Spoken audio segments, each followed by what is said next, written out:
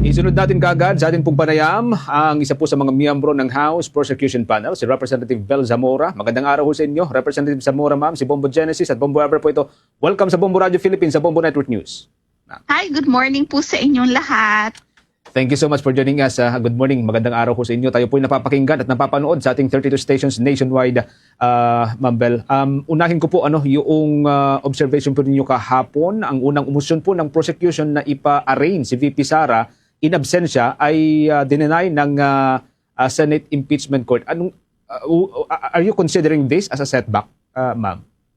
Actually, sa totoo lang po, hindi naman po setback for us yun. Of course, we tried with our motion dahil po sumusunod lang naman tayo sa rules ng Senate at nakalagay naman po doon na the respondent shall enter a plea. But of course, we follow the rulings of the impeachment court. Hindi naman po siya setback. And of course, we understand na nandun ang counsel nila. And in fact, in previous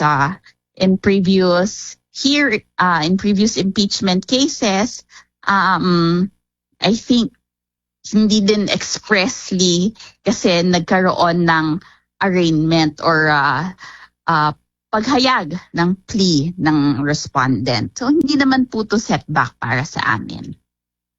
Sa part ho ng prosecution, are you worried na ang pag-reject ho ng Senate sa motion ng prosecution will set a precedent na para bang pinapaboran ng defense strategy na hindi po paharapin si Vice President Sara sa court? Ma'am. Hindi naman po kami worried. Alam nyo, sa korte, lahat naman po ay dinidinig ng mga motions ng bawat side. Mahabang proseso pa po ito. Kaya tingnan natin ang mga next days, ang next hearings, kung saan naman po tayo maglalabas ng ebidensya. Ito naman po ang pinaka-importante. And tandaan po natin, ang impeachment case, ang impeachment trial, ay hindi strictly legal lang po. There is a political aspect. Kaya hindi tayo, hindi strict ang pag-implement ng rules of court. At sinabi po yan ng ating presiding officer kahapon. However, alright. Sisimulan na po ng House panel yung pag-uusig po laban kay Vice President Sara Duterte sa Article 4 bago po umusad doon sa financial aspects. May we know po kung ano yung rason instead po doon sa blockbuster po na 612.5 million pesos na confidential funds issue? Okay. Alam niyo for us prosecution, lahat naman po ng articles, nung 4 na articles ay may kanya-kanyang ebidensya at lahat ay malakas. Naisip lang po namin upon consultation with each other at saka consultation with our private lawyers na maganda ilabas muna ang article on threats, lalong-lalo na medyo stand out din ito in a different way compared doon sa tatlo which deals with money. Alright. Representative Zamora, kahapon po nagkaroon po na mainit na debate kahapon sa kung sino po yung uupo bilang presiding officer. How comfortable po ito pong House panel naman na ngayon po si Senator Chis Escudero na po ang magiging presiding judge doon po or presiding officer doon po sa kabuuan ng impeachment trial? Of course, we trust the judgment of the majority members of the Senate. May tiwala po sila kay Senator Chis Escudero na maging presiding officer at kami naman din po ay nagbibigay ng aming tiwala kay Senator Escudero. Of course, si Senator Escudero po, alam natin, isang abogado, madami po siyang rules, hindi lang po batas, rules na nagawa at naintindihan niya po ang procedure. So we put our trust and confidence in him. Alright, just to follow up na lamang po, Representative Zamora, nanindigan po Apo. Senator Cheese kahapon na kailangan pa rin daw po ng 16 votes to convict the Vice President, regardless po sa bilang ng mga uupong Senator Judge. With alliances po na shifting constantly, are you confident the prosecution po can secure those 16 votes? Alam niyo ho, hindi namin focus ang pagkuha ng 16 votes o ng boto ng mga senador kasi ang trabaho nga ng prosecution ay ipakita sa taong bayan ang ebidensya. Ngayon, it is up to the public to be enlightened, na makita nila ang ebidensya, and it is up to the public to convince the senators na nagre-represent sa kanila na bumoto whether in favor or against, depending on the evidence that they will see. So kami po as prosecutors, trabaho lang namin po ipakita sa taong bayan ang ebidensyang hawak namin patungkol po sa ating kaso. Alright, po mo dyan. Okay. Ma'am, before ho sa inyo, we were able to interview si Attorney Tunggol, ang spokesperson ng impeachment court, about dito Okay. sa box ng Bureau of Internal Revenue. Sabi niya, mamayang alas 8 or alas 9, ibabalik na po sa Bureau of Internal Revenue.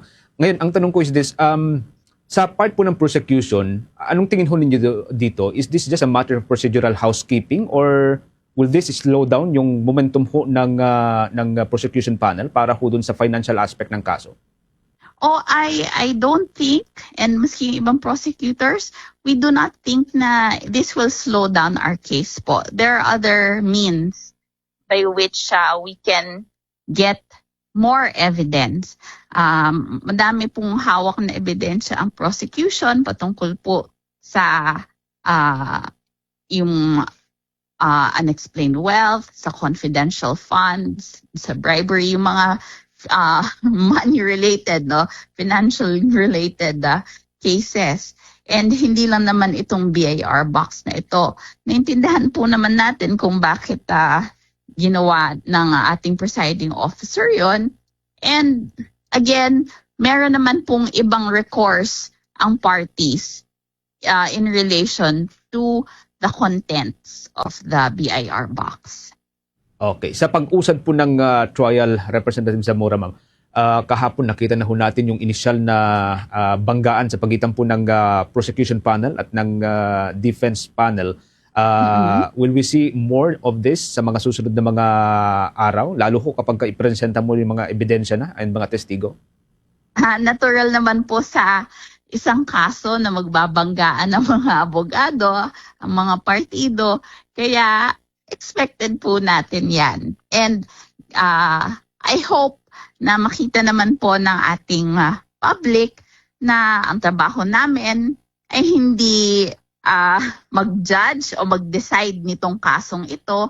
Bilang prosecutor, inilalabas lang po namin ang ebidensya at meron po tayong senator judges na magja-judge ng kaso. And of course, yung publiko nga dapat ang mag-judge ng ating kaso. So expect po natin ang mga banggaan sa impeachment court, natural lang po yun. But that is not a problem. Pero between and among the prosecution panel, wala naman pong, sorry for using this term, friction among the members ng panel? Ay, naku po, wala. Matagal na po kami magkakasama. I mean, patungkol po dito sa impeachment case, nag-umpisa po to January, if I'm not mistaken, December. And last year pa nga po, magkakasama na po kami doon sa failed impeachment natin last year. Kaya we already have developed a very good relationship with one another. And although may mga pumasok na bago tayong lawyers, everyone is getting along po. We listen to each other's opinions po and suggestions. So lahat po ng aming opinion, suggestion, comment sa isang bagay, we take it into account. Okay.